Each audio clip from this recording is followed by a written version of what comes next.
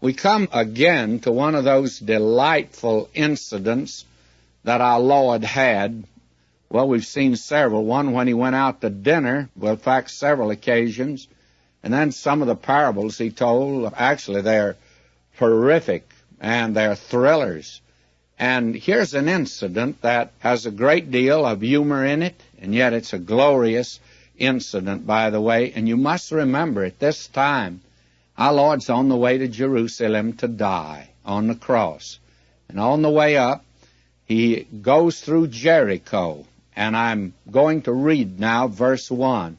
And Jesus entered and passed through Jericho.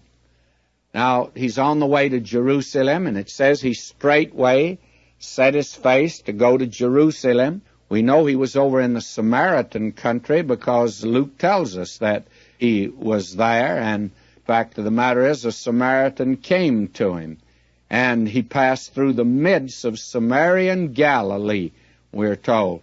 Well, he's off the beaten track now. That is the road that he came down from the north to go to Jerusalem. Now he's gone down to Jericho. Why?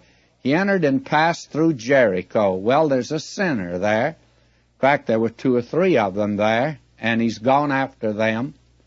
And that's the reason he went through Jericho. And if you miss the movement here, you miss, I think, the entire message. You can widen this out and say that he entered and passed through this world. You see, Jericho was the cursed city. Joshua had pronounced the curse upon it. The city was cursed, and the man who rebuilt it was cursed. It was a city. It was a sort of resort area, I suppose like the Las Vegas of today. And it also had a great many that came down for vacation. And it was a place where the publicans lived. And the publicans were sort of like the modern mafia. They were tax gatherers, only a little worse than the ones we have today. And we are told Jesus entered and passed through Jericho. And he also entered and passed through this world.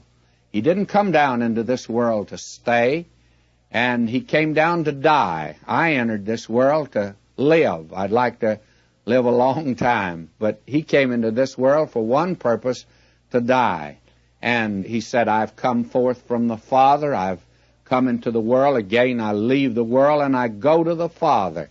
Tremendous movement, you see, and here it's mirrored in the fact that he entered and passed through Jericho. Don't miss that.